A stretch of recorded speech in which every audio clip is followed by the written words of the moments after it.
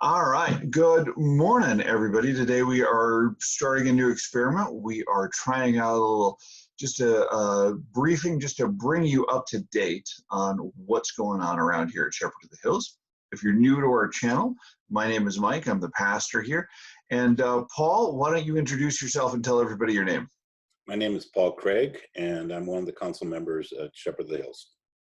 All right, cool. So we got a couple of things that we want to let you know about, and let's start out with here. We got some bad news, just looking at the future. And Paul, why don't you let people know what we're thinking about for Vacation Bible School this year? Well, unfortunately, with circumstance the way it is, we did not feel comfortable with operating VBS. We felt that the risk was way too high, not only for the children, but also for our members coming in and working with the children. There was an expense that the church will cover. We have talked with Amy, and Amy's been involved in this whole circumstance, and we wanted to make sure that she is aware that we are wanting it to occur again.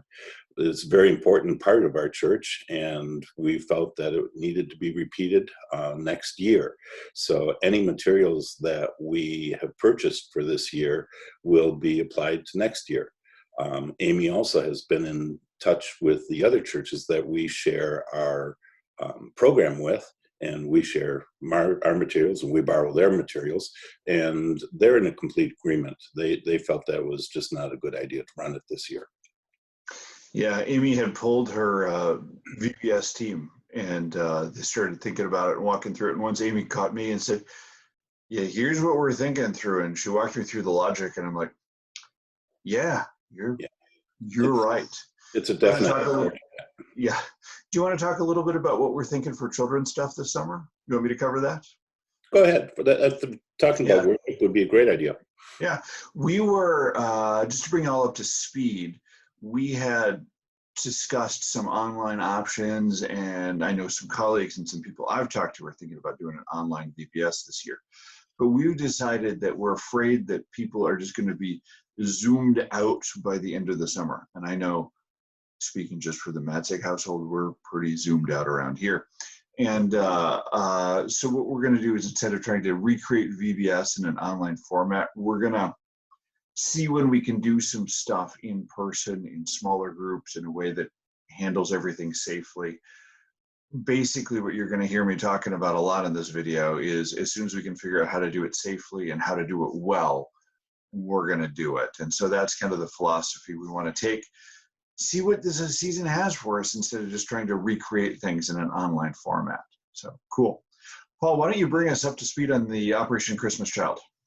Operation Christmas Child at this time is a go, and we're excited about this, and it's always been a very popular program with our congregation.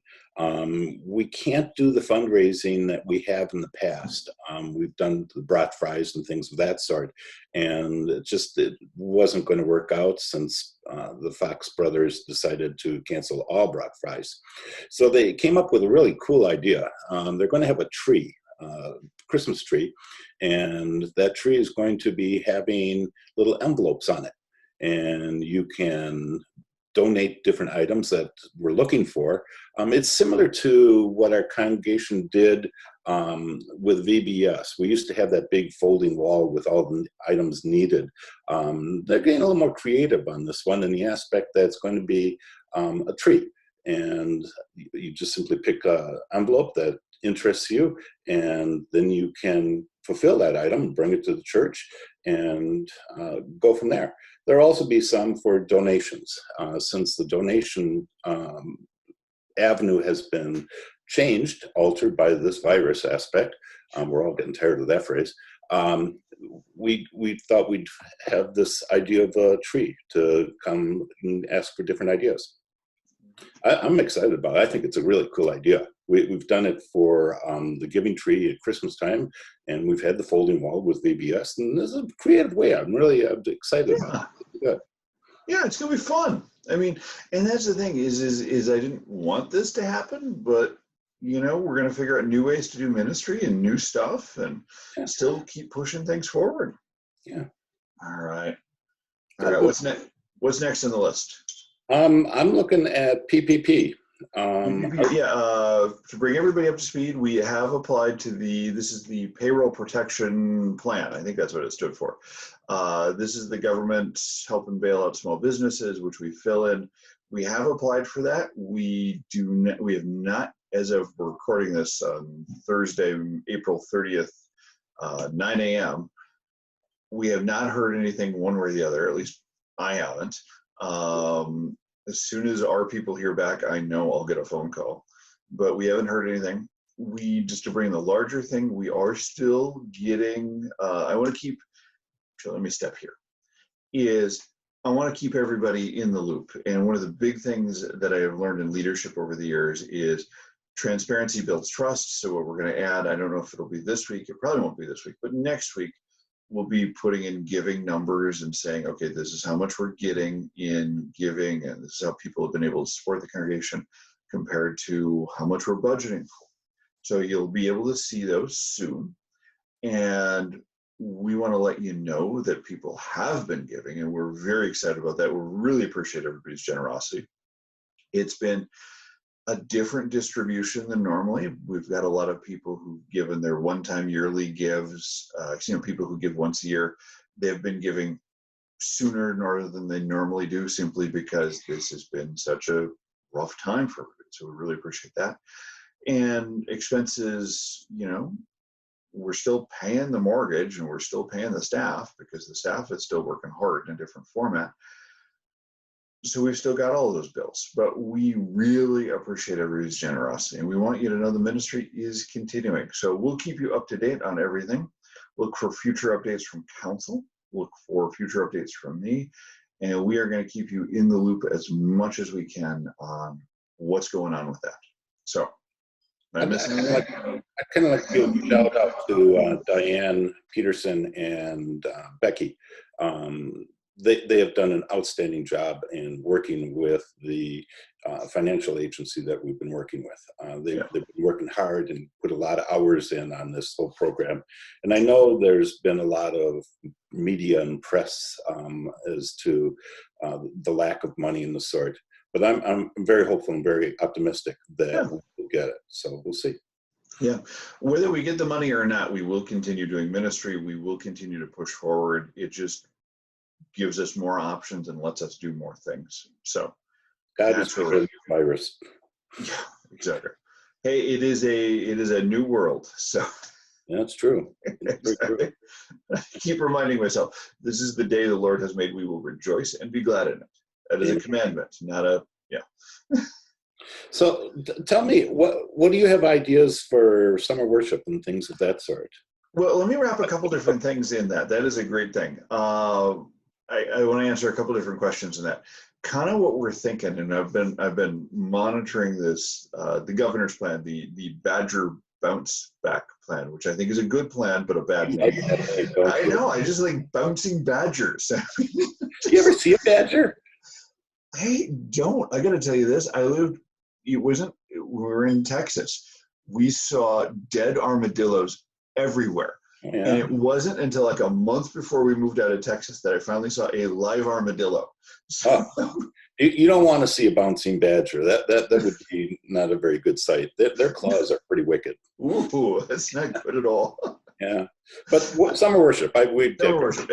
Anyway, so we've been monitoring the governor's stuff. They've got the Department of Health, Wisconsin Department of Health, whatever the official name is. They've got a great website saying where they're at in things. And kind of what we're leaning towards is a gradual reopening as things go forward. And one of the things to keep in mind, and what I've been seeing across all the discussions, clergy everywhere, we're talking about this, it's once we say, okay, we can start opening up, not everybody's going to feel comfortable to begin with. I mean, we've got people who are elderly, people with risk factors. They're not going to want to show up for a big in-person worship service. The choir is not going to be the same. Not that I don't love the choir, and not that I don't love that music, but we've got to do this in stages. And probably what we'll do is we'll do some outdoor stuff, some smaller group stuff. Maybe we do things where when we can do worship, 10, 20 people, we sign up and say, okay, we're going to have 6 worship slots out by the pavilion out around the bonfire. It'll be a nice, simple worship service. We can gather, we can do these things. You sign up ahead of time. We'll do as many slots as we need to, but we're going to break it into smaller groups. We've got some really fun ideas. I don't want to get too much into promising stuff because we've got to see how it shakes out. And I don't want to promise anything I can't deliver. But what we want to do is give those different opportunities and experiment with things, because it's a chance to reach people in a different way. And I want you to think about this, that once we're able to do these things, there's a lot of your friends and your neighbors who wouldn't consider coming to a normal church service. It's not that they might even believe in Jesus, but they would never be a part of a normal church or never be doing normal things of saying, oh, sure, I'll go join you for church on a Sunday morning. But you might say, hey, we're having this thing out by the camp, or we're having a bonfire out at church, and we'd love to have you come. You might come to that. Think about those people in your life that you might want to invite for these things. And I do want to say a little bit more about just the online worship venue that we've been doing.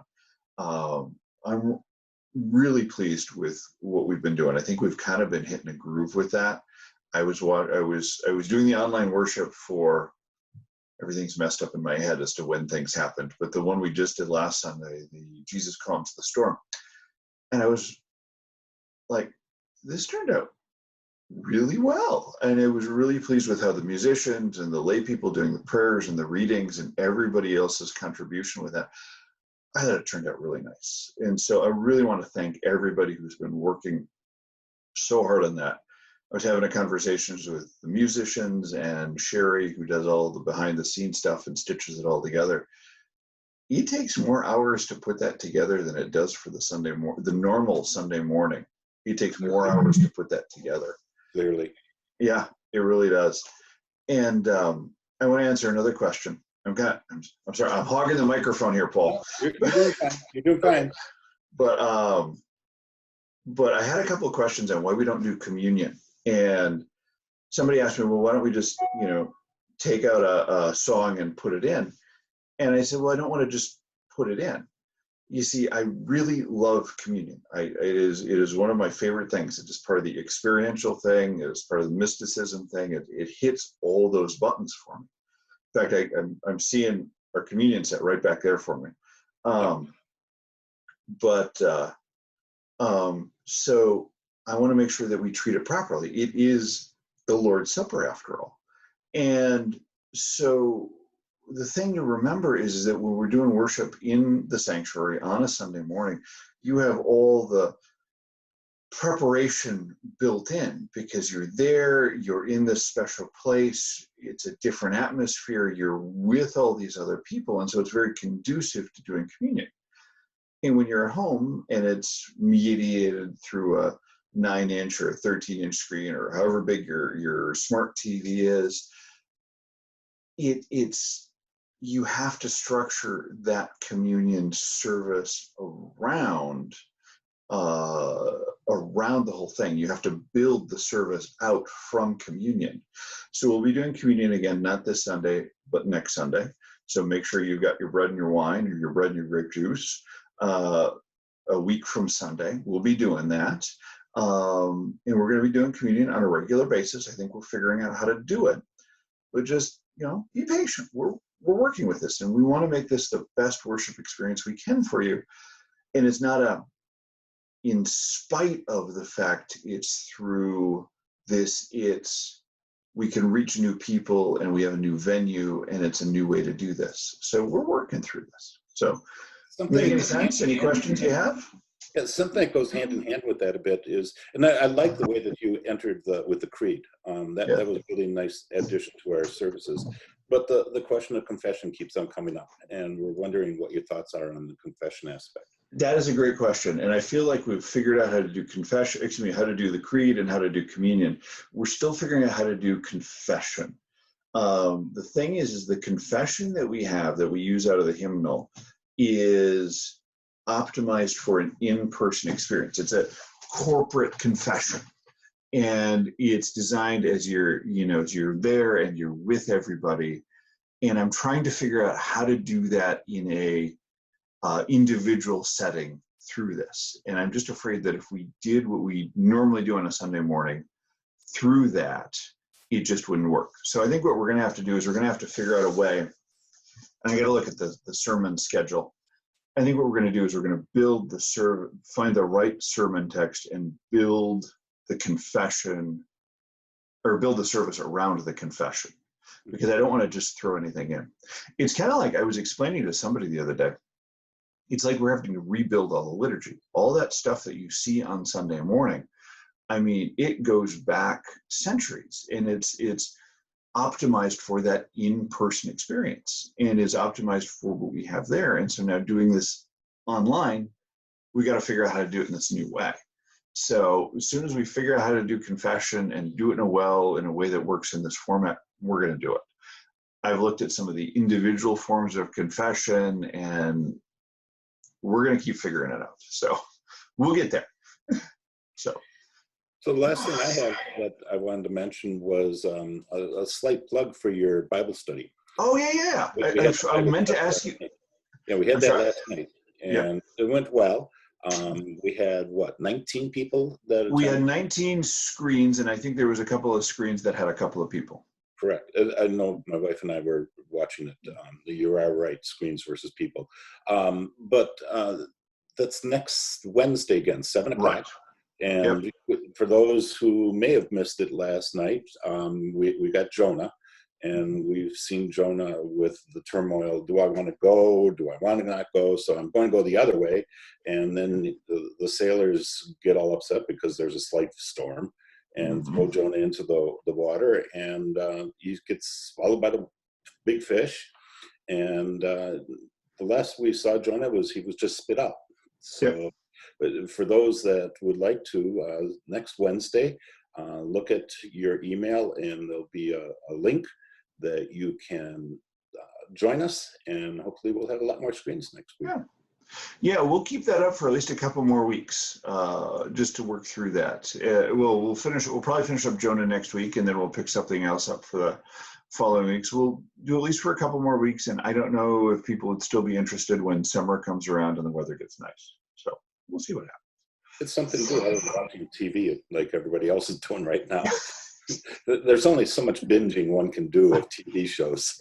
I'm really disappointed, because it's like I thought, okay, I'm finally going to get Disney Plus and finally get to watch The Mandalorian, and just with everything going on and the boys doing homeschool and everything else, it's like, I can't watch The Mandalorian. I want to watch The Mandalorian. Well, you've been a busy little boy, so we really appreciate what you've been doing. You do a great job, and again, shout out to the staff. Sherry's just doing an outstanding job. I was working with her with sound last month, and she's just putting in the hours, and she has passion for this. She really does. It's been great. I really appreciate that. I know Amy has also been working like crazy doing all the children's ministry stuff, and everybody's working really hard. So I want to thank you, and I want to thank Council. So thank you. All right. I think those watching, stay safe. Stay safe, and we will keep praying for you. We'll see you at worship Sunday morning. Bye.